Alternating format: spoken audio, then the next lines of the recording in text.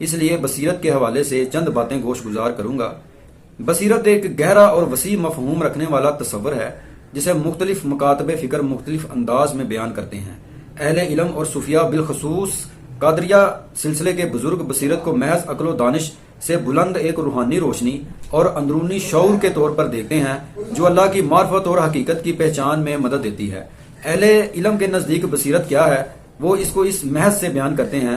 علماء دین بصیرت کو عقل، علم اور فہم کی گہرائی سے جوڑتے ہیں۔ ان کے نزدیک بصیرت کا مطلب یہ ہے کہ علم اور دلیل کے ساتھ چیزوں کی حقیقت کو سمجھنا، معاملات میں دور اندیشی اور حکمت سے فیصلہ کرنا، حق و باطل میں تمیز کی صلاحیت جو انسان کو دی جاتی ہے اس حوالے سے وہ دیکھتے ہیں حق و باطل میں تمیز کی صلاحیت کو۔ قرآن میں بصیرت کا ایک بہت ہی بڑا مفہوم بیان کیا گیا ہے جو آج تک زمانہ حال میں آپ لوگوں کے ساتھ جڑا ہوا ہے، اور میری یہ بہت ہی پسندیدہ آیت ہے۔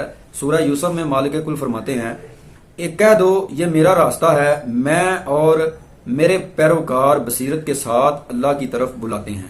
صوفیاء بالخصوص سلسلہ قادریہ کے نزدیک بصیرت کیا ہے، وہ یہ بیان کرتے ہیں کہ بصیرت کو محض عقلی علم نہیں بلکہ قلبی اور روحانی روشنی مانا جاتا ہے جو اللہ کے قرب اور باطنی صفائی سے حاصل ہوتی ہے۔ بصیرت کا منبع دل ہے، نہ کہ صرف محض عقل ہے۔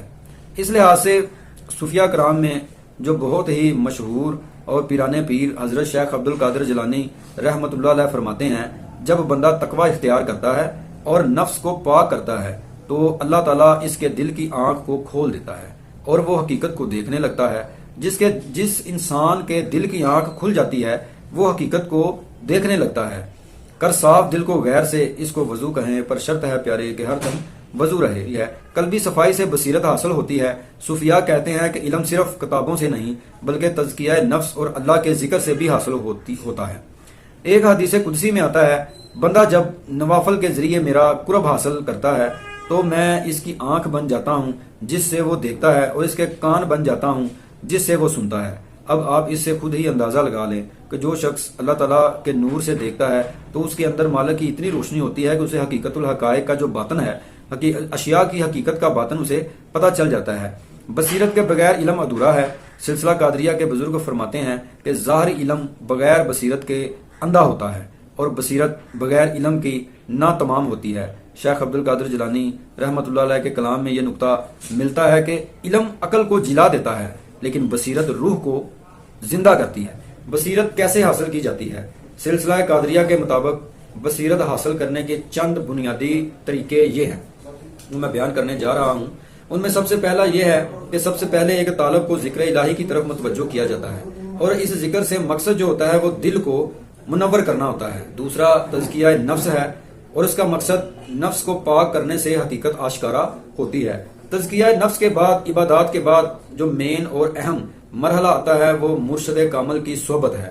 صاحب بصیرت کی رہنمائی ضروری ہے، کیوں اگر آپ کسی صاحب بصیرت کے پاس جائیں گے تو آپ کو یہ روشنی حاصل ہوگی، اور اس سے بڑھ کر علم اور تقوی کا امتزاج ظاہری اور باطنی علم کو اکٹھا کرنا۔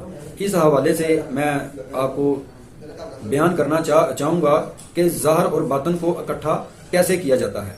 اہل علم بصیرت کو عقل اور علم کی روشنی سمجھتے ہیں، جبکہ صوفیاء خصوصاً قادریہ سلسلہ اسے روحانی روشنی اور قلبی ادراک قرار دیتے ہیں جو اللہ کے قرب اور تقوی سے حاصل ہوتا ہے۔ بصیرت کا اصلی مقصد حقیقت کو پہچاننا اور اللہ کی معرفت حاصل کرنا ہے جو دل کی صفائی ذکر الہی اور صحبت اولیاء سے ہی ممکن ہے۔ اللہ تعالیٰ مجھے بھی اور آپ کو بھی اس راستے کے اوپر قائم و دائم رکھے اور حق الیقین کی صدیقیت ہمیں عطا فرمائے، حق الیقین کی روشنی عطا فرمائے۔ ہم ایک ایسے اللہ والے کی صحبت میں جائیں اور اس کے اوپر یقین کریں، کیونکہ یقین کے ذریعے ہی انسان منزل مقصود تک پہنچتا ہے۔ اور جو بھی ظلماتی حجاب ہیں انسان کی ہستی کے اوپر، انہیں دور کرنے کے لیے ہمیں اللہ تعالیٰ ایک بصارت اور ایک بصیرت کی روشنی عطا فرمائے۔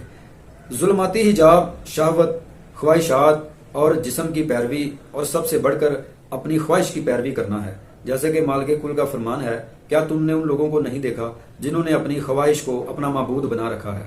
تو اس جہان میں میرا اس بات کے اوپر متنبع کرنے سے یہی مراد ہے کہ آپ محض اپنے آپ کو ایک خواہش کے پیچھے اپنی زندگی کو ضائع مت کریں۔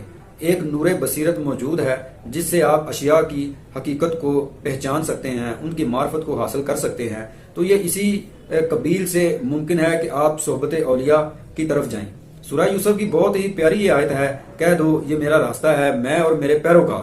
اب یہاں پہ ذکر آتا ہے میں اور میرے پیروکار بصیرت کے ساتھ اللہ کی طرف بلاتے ہیں۔ سرکار مدینہ کے جو پیروکار ہیں ان میں ایک جو بہت بڑا طبقہ ہے وہ صوفیاء کا ہے، جو اللہ کی طرف بلاتے ہیں اور جو معرفت کے ساتھ اللہ کی طرف بلاتے ہیں، محض علم کے ساتھ ہی نہیں اللہ کی طرف بلاتے، اور اسی معرفت کے ذریعے ہی وہ لوگوں کو منزل مقصود تک پہنچاتے ہیں۔ ان کے پاس سینے کا علم ہوتا ہے، شرح صدر کا علم ان کے پاس ہوتا ہے، ایسا علم ہوتا ہے جس کے ذریعے وہ لوگوں کی باطنی صفائی کرتے ہیں اور ظاہری صفائی کرتے ہیں۔